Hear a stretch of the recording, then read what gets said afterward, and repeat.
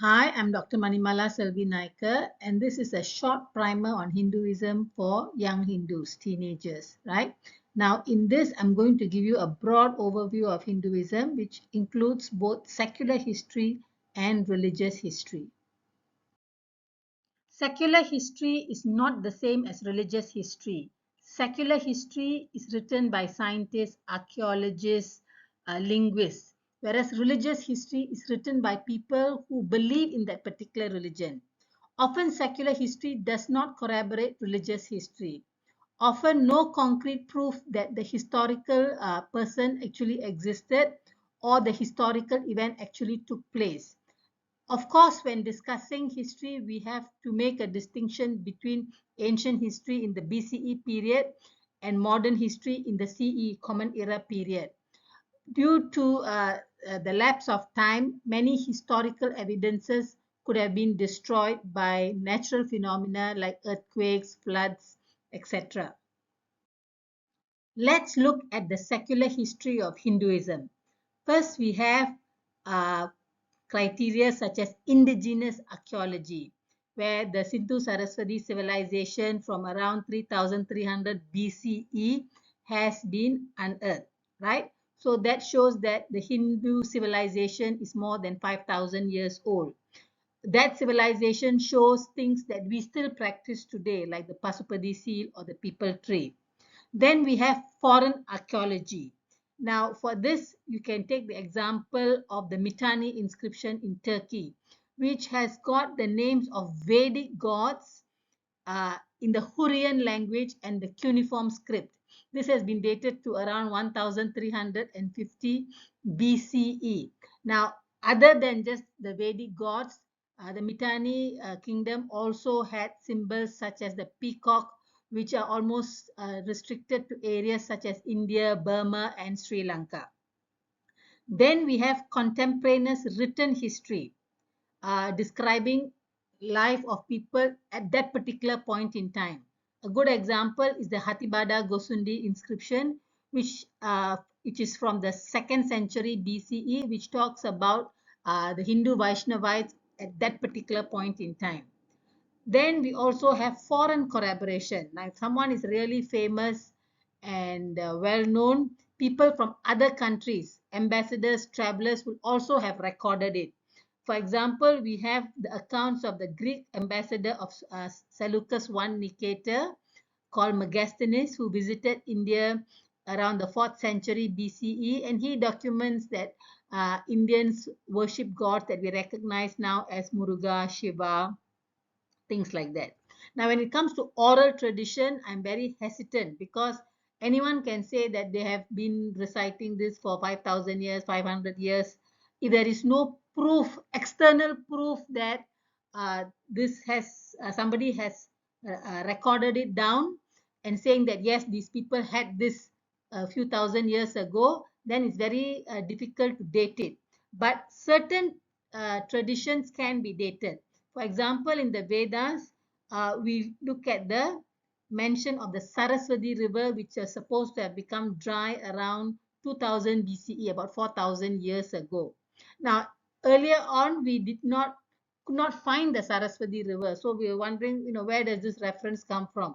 But now, with better what do you call it, geolocation and scientific advances, now we know that there was indeed such a river which has dried up, and that there were uh, uh, civilization on both sides of the river. So as time goes on, a lot of things which could not be proven many years ago will get proven now.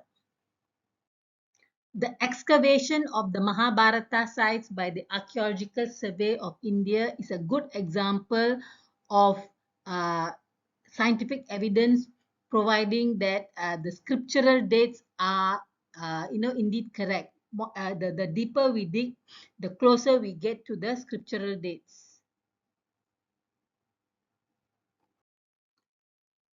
Just because something has a label of secular history does not mean that it's automatically correct. You still have to check its origins, its provenance.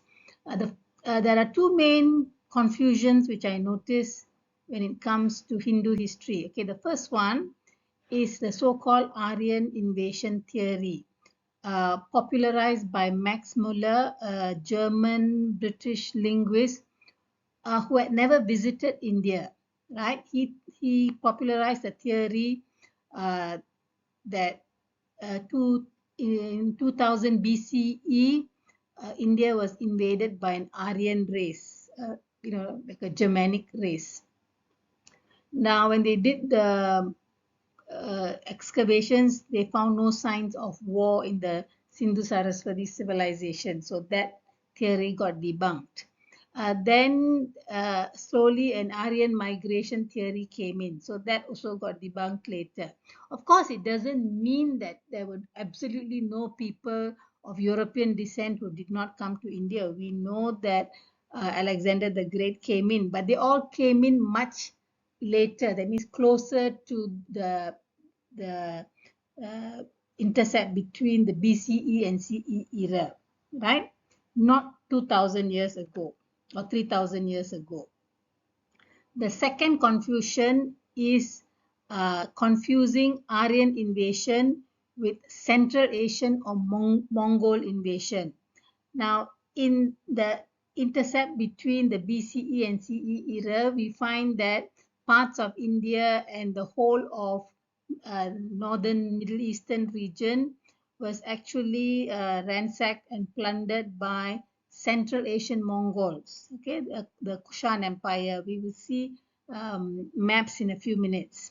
Now, these people were Buddhists and Hindus. They used to worship gods like Shiva, Skanda, or Muruga, right? And at that point in time, uh, areas like Pakistan and Afghanistan were almost completely Buddhist. So because they didn't plunder temples and steal from the temples, they were not seen as very violent, right? But they still invaded places like Persia, Turkey, China. So when we talk of Mughals, we have to remember that both Mughals and the Kushans are both Central Asian Mongols. It's just that the Kushans were Hindu and the Mughals were Muslim. They probably converted around some of them converted around the 10th century. Now, the other thing that I keep seeing, especially on social media, is that Arabs invaded India and Arabs stole from the temples and all. No, no, that's not true. Arabs are not Mughals, right? We'll have a look at some maps. So this is a map and the intercept between the BCE and CE era. So here you can see that the Mongolian Empire covered virtually the whole of Pakistan, Afghanistan, Iran, and a bit of northern India as well. So they were all over the place, right? They are not the same as the Aryans, they are Central Asian, but sometimes people confuse Aryan and Central Asian. Here you can see that Arabia is here and India is here. So there was no Arab invasion of India, right? What happened was after the Umayyad, Abbasid, and the Ottoman Caliphate, they had all gone up north here. Their capitals were no more in Arabia. They were up there in Baghdad, Damascus, and Haran. So in between them and India, there was this huge, vast place here that was continuously and repeatedly plundered by the Central Asian Mongols. Now, of course, some of them would have come into contact with Islam and converted, and they are known as Mughals. So the current trail of secular evidence shows that the Sindhu Saraswati civilization was the Vedic civilization, right? And during the Vedic period, basically they had open air yagnas and very small brick temples if they built them. And then during the Agamic or the CE period, then they started building these huge granite temples. A good example is the Salavanpakkam Murugan temple in Tamil Nadu. There are two layers. One is the brick layer, which is the BCE layer, and then the other one is the huge granite layer. So when you go to a temple and then someone tells you it's 2,500 years old, they're probably referring to the original small temple built there, and then which is built over with granite. Now, if you want to understand Hinduism, there are a few things that you have to do. You have to come out of your Western mindset about God and religion, because that is totally incompatible with dharmic religion, right? And the second is you have to understand that not all religions are the same. Of course, all religions reach out to God and say a few good things, but in terms of their theology and things like that, each religion is very different, right? And as a rule of thumb, if you come across any Hindu scripture which sounds silly, cruel, violent, illogical, please recheck the translation, okay? Because Hindu scriptures have been debated for at least 2000 years. So if there was any funny bits to it, I'm sure by now they would have sorted it out. Now, some background information that you have to keep in mind. The first thing is the concept of endonym and exonym. Now, endonym is what we call ourselves and exonym is what others call us. So when it comes to religion, we call ourselves Sanatana Dharma and other people call us Hindus. Similarly, when it comes to country, Indians call themselves Bharat and others, and we call them as India. Okay, and there are other examples from other countries as well and other religions. Right. The other thing that we need to worry about is if you're not a Sanskrit speaker and you don't understand Tamil and things like that, you will find that many words sound similar, but they got very different meanings. Okay. So the one I've picked is the word Brahma, right? It's got so many different meanings. If you say Brahman or Brahmam, then it is the Almighty Supreme God. If you say Brahma, it's one of the Trinity, Brahma, Vishnu, Shiva. If you say it's a Brahmana, that means it's a job, it's a Varna, right? If you say Brahmanas, then it means it's the section which is part of the Vedas, which explains rituals. And if you say Brahmin, it is a subgroup of a biological subgroup of people. Very often they do the job of priests. One of the things that when people non-Hindus look at Hinduism, or even some Hindus look at Hinduism, they think that it is a huge composite of so many different religions lumped together under Hinduism. Okay, now that is far from the truth. The easiest way to understand Hinduism is uh, to remember that there are actually two parts to it. One is Sanatana Dharma and the other one is Sampradaya. Sanatana Dharma is the theology and philosophy of the religion. Basically talks about Dharma and Parabrahman, the one God, right? Now in this, all Hindus are very homogeneous. That's why we don't have intra-religious wars, because we all follow Dharma and we know there is one God. Now when it comes to Sampradaya or ritualistic sects, we are very, very heterogeneous. Okay, we have 4 or 5 main sects like Shaivite, Vaishnavite, things like that. And even under example under Shaivite, we have many subsects, right? Now these are basically different in terms of the terminology used or the particular ritual done, but there is no real clash of theology or philosophy. So you can say that Hinduism is homogeneous in theology and heterogeneous in ritualistic worship. So what is Sanatana Dharma? Okay, basically it has only one supreme God. We are all praying to him. He is everywhere. Therefore, he is within me as well. Likewise, he is within you. Hence, I must treat you as God. Okay. Now, just because we say God is within me, it does not mean that I am God in the literal sense. God can create the solar system. I cannot. So the easiest way to understand Sanatana Dharma is to look at the Mahavakyas, right? To understand the concept of God is within me. These are the sayings within the Upanishadic part of the Vedas. So each Veda has got one Mahavakya. Like the Rig Veda has got Prajanam Brahma. The Sama Veda has got Tattvam Asi. The Adharva Veda has got Ayam Atma Brahma. And the Yajur Veda has got Aham Brahmasmi. Okay, now they all basically mean the same thing, right? So if you don't understand it in one explanation, then there's another way of explaining it for you. So that if you want to understand the concept of God is within me, then you must read about these four Mahavakyas. Okay, as a Hindu, what is the pathway of our life or our soul? All right. So what happens if I don't treat you well? If I treat you badly with adharma, then I will incur karma, consequences, both in this life and in the next life. So in the next life, when I'm reborn, I will experience situations which make me realize my errors. So this concept of being born and reborn is known as samsara. And once I experience realization, hopefully I attain moksha. One of the strongest evidences for Hinduism actually comes from science and medicine. Okay, the evidence for reincarnation. Of course, in medicine we are very cautious. We do not say that A cause B. We are not very emphatic sometimes.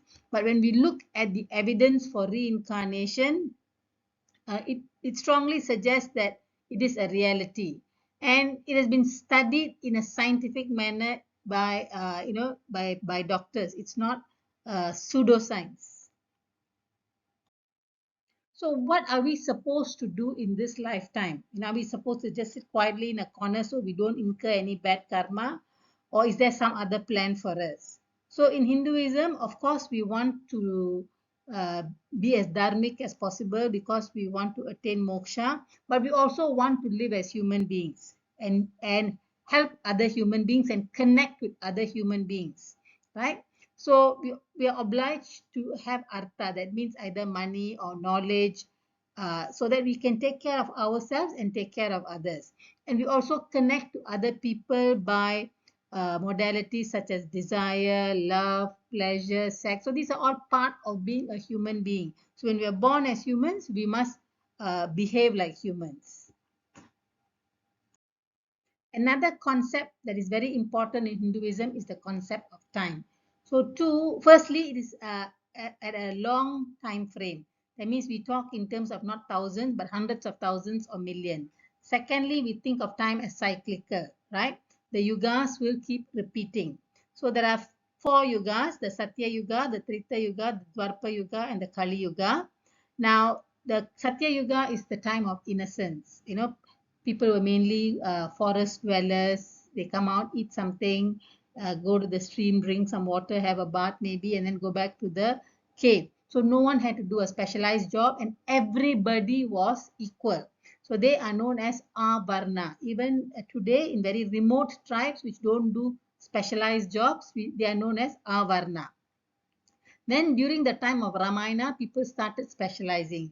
They started doing mining, agriculture, so they had to build houses. So at that point in time, based on the kind of things that we do, so God decided that there were four different types of varna. One of it was where you basically deal with the intellect. That means that those were the brahmanas. Second were the ones who basically had to be very brave. Those were the kshatriyas. The third were those who were interested in making money, multiplying money. Those were the Vaishyas.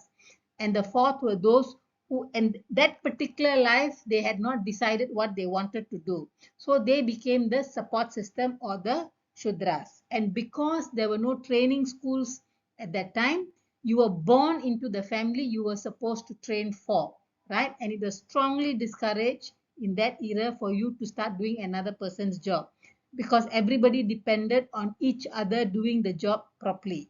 Okay. Then when it comes to the Mahabharata period, the Dwarpa Yuga, something interesting happens. One of the reasons Arjuna doesn't want to kill all his cousins and other Kshatriyas in battle is that he tells Krishna, if I kill all the Kshatriyas, male Kshatriyas, then the Kshatriya women will go and marry lawyers and engineers and doctors. Now, these are not Kshatriyas. They cannot train future warriors. So at that point, Krishna told him, do not worry. We will now have a different system where you are born into any family at random. But depending on your ability and your past karma, you will decide what you want to do, what kind of job that you want to do. So now this doesn't sit well with non-Hindus or non-West or Westerners, because they feel that, oh, karma is still affecting you, so that is very bad, that is discriminatory. How can you be affected by your past karma? So for those kind of people, I always tell them, now Usain Bolt's record is 9.58 seconds. There are millions of athletes around the world spending all their time and money and effort trying to beat that record, but they cannot. Why? Because he was just born that way. He was born with that extra ability. It takes another person with a similar ability to beat him. So likewise, you can also be born with a disability of some sort, right? So this is a very Western, very woke concept that if you work hard, you can achieve anything. Now, for Hindus, it's not like that. If you work hard, you will go very far in achieving what you want to do. But you also have to take into account some of the shortcomings or advantages that you had at birth, right? So that is the Hindu way of looking at it. One of the things that both Hindus and non-Hindus find difficult to understand is the Hindu social structure. Partly because when the Europeans came, they also introduced their own classification system. So everything has got mixed up. So here I'm going to use these three tables to clarify it. Now, first the terminology. You have to understand the difference between Varna, Jadi, caste and class. Now, Varna is a Hindu theological concept, right? It's basically the Hindu professional code of conduct. Now, Jadi is a biological construct.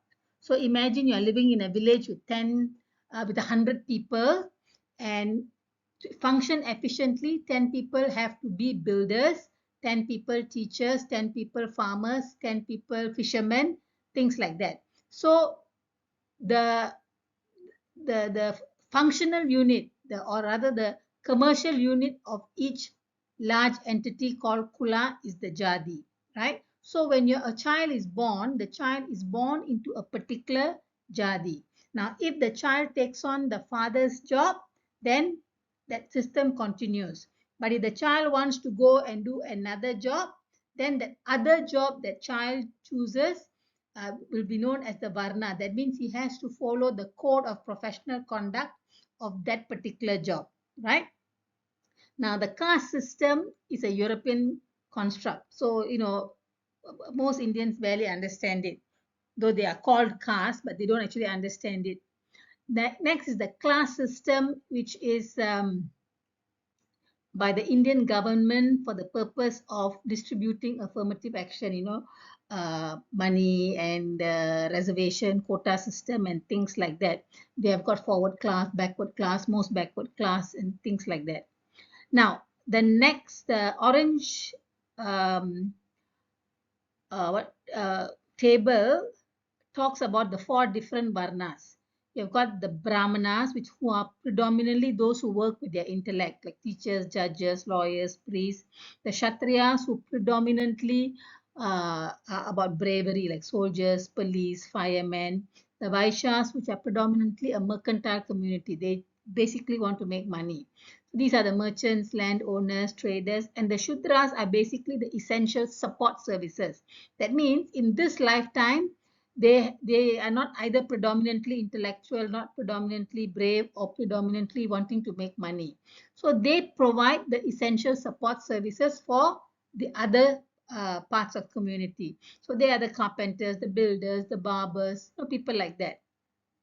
But the thing to remember is they provide essential support services. So they are very important in society. Now, the green table correlates everything, right?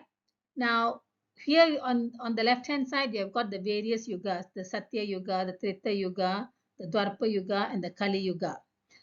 Now, in the Satya Yuga, there was no such thing as Varna and no such thing as Jadi, nothing. It was basically Avarna. Everybody led a simple, innocent life and no one specialized in any job.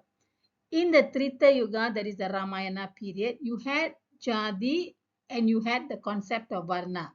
But you were born into your future job. That means if God decided you must be a builder, you were born into a family of builder and your father taught you and your uncles taught you, right? and it was very strict during the Ramayana period. You cannot go and do another person's job, you'll be punished, because society depended on everybody being an expert at their job, right? Now, when it comes to the Dwarpa Yuga, the Mahabharata era, you had the Jadi and you had the Varna, and you were born into your job. But during the Kurukshetra war, like I told you earlier, Arjuna didn't want to kill other Kshatriyas. So Krishna tells him, don't worry, from now on we will have a different system of training of people. That is known as the Varna Shankara problem, right? Now in the present, the Kali Yuga, right? Jobs are determined by guna, which is your effort and aptitude and your karma. So imagine that you want to be a soldier, you work very hard, you pump iron, you're bodybuilding, you're smart, you pass your exam. But if you don't meet the height requirement to be a soldier, you cannot be, right? So this concept that however hard we work, hopefully we will get what we want. But sometimes if we don't get it, we must also accept it. Now, another problem when it comes to this caste system and all is misunderstanding of Hindu scriptures.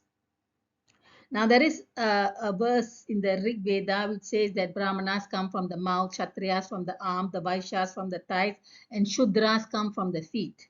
Now, many people misunderstand this verse. Why?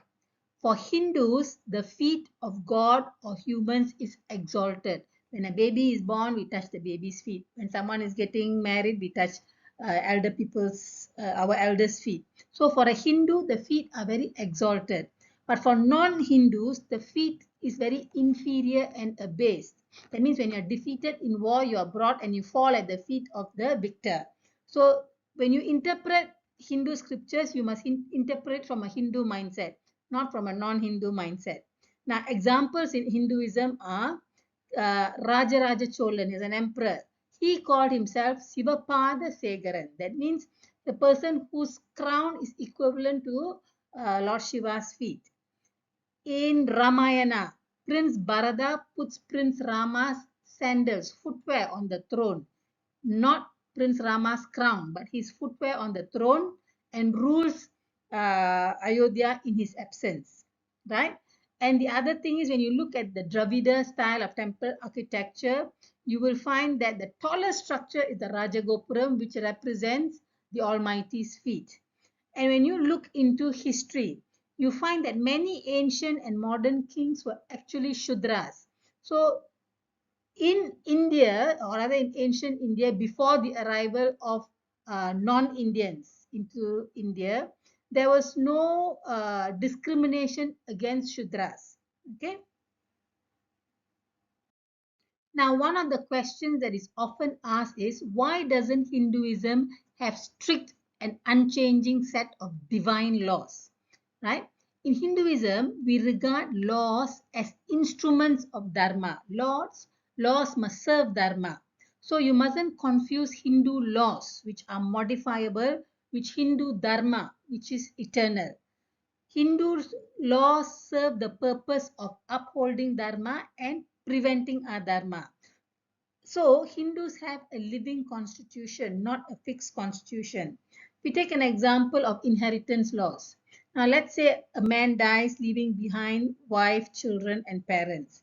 Now the way the property should be distributed if the man dies young without fully discharging his duty to his children's education, it will be quite different if from the way you distribute it if he died old. That means he has already discharged his duty to his family and children, right? So in Hinduism, we want to prevent adharma or injustice. The laws itself just serve that purpose. And if the law doesn't serve that purpose, the law must be changed. Now, the other reason why we refuse to regard laws as divine laws is simply this. In man-made laws, man is the lawmaker, man is the enforcer, the police, man is the arbitrator, the judge, and man is the executor, the prison officer.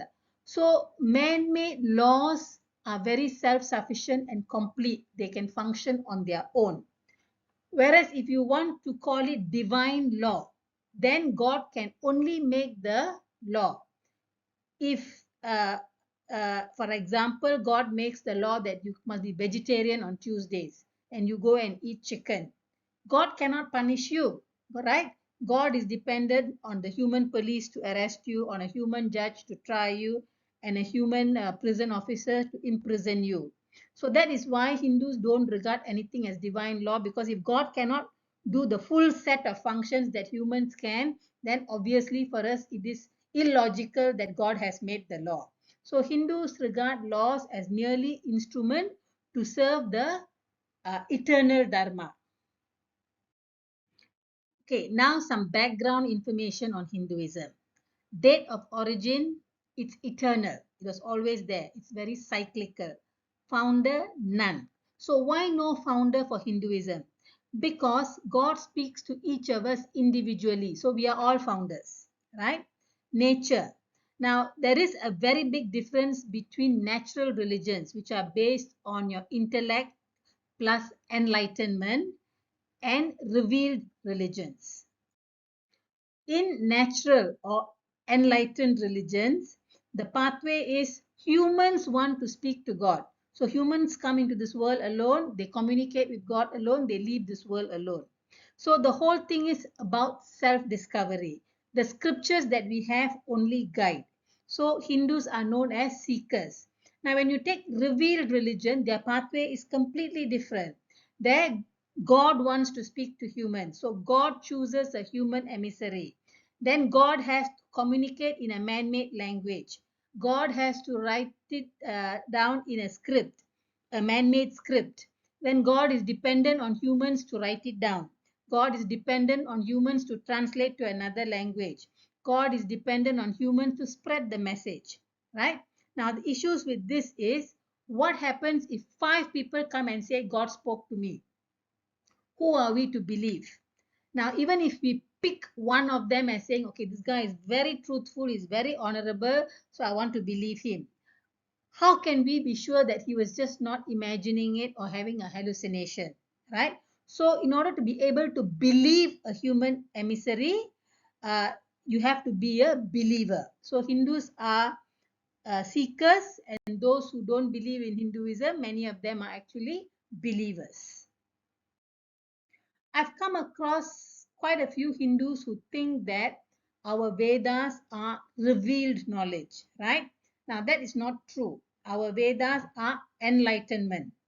So, let me take you through a kind of a quick recap of the Vedas. You can read about it and you can confirm all these things. Now, a rishi wants to speak to God. So, what the rishi does is he goes and meditates and goes into a state of samadhi. Now, when he goes into that, then he's ready for enlightenment. So, when he is enlightened, he is so joyful, he starts singing hymns like the Gayatri Mantra and then start doing big, big yagnas to praise God. Now, there was one rishi called Vedavyasa. He's walking around and then he comes across this very joyful person and asks him, what are you so joyful about? So that rishi tells him what he saw during enlightenment. Then Vedavyasa says, okay. Then he walks another 200 years and then he comes across another rishi who says exactly the same thing. So like this, he comes around many different rishis. We call them the Sapta rishis. Then Vedavyasa says, look, all these guys are saying exactly the same thing. So let me put a stop to this and let me just compile it and compose it into one composition. So that is called the Vedas. Then he says, oh, this is very big, the Vedas. I need to break it up a little bit. So then he breaks it up into the 4 Vedas, the Rig, the Yajur, the Samaveda, and the Atharva Vedas, right? And then he says, it's still a little on the big side. So let me do it by portions. So he breaks it up into the Samhitas, which is basically the hymns, the Brahmanas, which is basically all the rituals, the Aranyakas, which is basically the advice for those who want to go and meditate, and the Upanishad. And the Upanishad is the enlightened part. So that is what is necessary for lay people like us. Then he is very worried. He said, I don't want to write it down because if I write it down, somebody will come and anybody can come and copy it wrongly. So I'm going to use a system to pass it on orally. Okay, so he chooses the language Sanskrit because Sanskrit got no written script, right? It's only a oral language. So he passes it down through the Guru Shishya Parampara, the Sakas. Okay, so that is how we get it. And then when we want to learn the Sanskrit, also can. Vedas can. You got 15 years to spare, you can go and learn the Vedas. But teaching the Vedas is usually only allowed if you are a qualified Vedic teacher. So not everybody can teach you the Vedas. So to recap, in a natural religion like Hinduism, man wants to communicate with God. In a revealed religion, God wants to communicate with man. So Brahma Rishis come into this world alone, they communicate with the Almighty alone, and they leave this world alone. What they leave behind for us are the Vedas, which is a guide when we start searching and seeking God. One of the things I'm often asked is, why don't Hindus have a term to describe non-Hindus? All other religions seem to have words to describe people who don't belong to their religion. Now, the reason for that is Hinduism is the oldest living religion. Our scriptures don't mention other religions. So we don't recognize the existence of other religions unless somebody comes and informs us. So the other is a much later concept, maybe around 3,000 years ago, when Hindus started coming into contact with people from other parts of the world, right?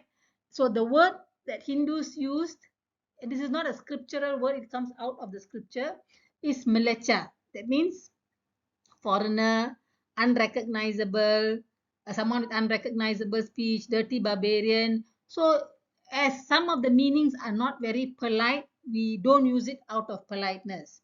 And again, we have to remember, just because it's a Sanskrit term doesn't mean that uh, that it comes from our religious scriptures. Okay, there are a lot of Sanskrit works which don't actually fall into the ambit of religious scriptures. So what exactly are Hindu religious scriptures? Now for this we must understand two terms, Shruti versus Smriti. Shruti is that which is heard during Samadhi, right? When they go into deep meditation. So heard here meaning is enlightenment. So the Vedas come under that. Smriti can come under a few different concepts. The first is that which is worth remembering. Of course, in our past there are so many stories, but the important ones are the ones which are worth remembering, like the historical narration of Ramayana and Mahabharata. Then we also have works which are derived from Shruti. Now we know that the Vedas are hard to understand by normal people. So the ancient sages and scholars, what they did was they wrote on things which are mentioned in the Vedas. They make it clear for us. So these are known as the Dharma Shastras. If they pertain mainly to law and governance and things like that, and if they pertain mainly to explaining Dharma to us in a very colorful way, then we call it the Puranas. So when we want to talk about the foundational and canonical scriptures, that is the Shrutis, then the first thing, of course, are the Vedas. They were composed and compiled by Vedavyasa, and it's passed down orally in Vedic Sanskrit. Sanskrit doesn't have a written script. That's very important to understand that. The next are the agamas, which are mainly written for temple deity worship, because of course temples existed in the BCE era also, but they were smaller, right? And then as they became bigger, you needed to accommodate society's needs, so they wrote the agamas. Then you have the itihasas, or what they call as the Mahakavyas, because they are written in poetic form. So these are the Ramayana and the Mahabharata. Then you have got certain texts which are very specific for certain sects, sampradayas. Like for Shaivites, we consider the Tirumurai as canonical. The next set of scriptures are the Smithies. Now, these are basically to teach the contents of the Shrutis to lay people, especially the Dharma to lay people. So, we have scriptures like the Puranas. So, this is basically all about teaching Dharma. And the thing about the Puranas is each Purana can have many different versions, because as you go to different lands, you find that people may not understand certain concepts if it's taught in one way. So they'll teach the same concept in another way. Then you have got the Dharma Shastra. So these are basically uh, laws for kings to govern and all that. And these two have many different versions. I think currently they have got about 50 different versions of the Manusmriti. Then you have got other uh, uh, texts like which are basically the intellectual discussions in Hinduism. So these are known as the darsanas. Now, one of the main things that you come across is that non-Hindus often misunderstand the Puranas. Sometimes even Hindus misunderstand it. Now, these are teaching tools for Dharma, right? And the storylines are very colorful, very gory, very melodramatic, and basically it's to teach uh, Hindus about Dharma, including very heinous crimes, because you got to educate innocent people about very terrible crimes so that they understand what it is and protect themselves from it. If you don't teach a young girl about rape, she won't know what the dangers to her are until she's confronted by a rapist. So all these things are taken into account, and the Puranas are very complete. Any terrible crime you can think of, you are taught in the Puranas. So now just to summarize the highlights of Hindu scriptures, there are scriptures where there is only one version of it. So the Vedas, there's only one version of it. It's memorized mainly by priests. The Bhagavad Gita, there's only one version of it, and that's memorized by mainly the public, right? And some of the Sampradaya texts only has one version. But there are scriptures that have many versions. Legitimately, they are allowed to have many versions because the purpose is to explain the Shrudis, right? So if you cannot explain it in this way to somebody they don't understand, you explain it in another way, so long as they get the message. Okay, so now we're at the end. Thank you very much. If there are any errors, let me know. I'll make the corrections. Some of the things I've really, what shall I say, oversimplified it a bit just to get the message across. So if it's not clear, please let me know. Thank you.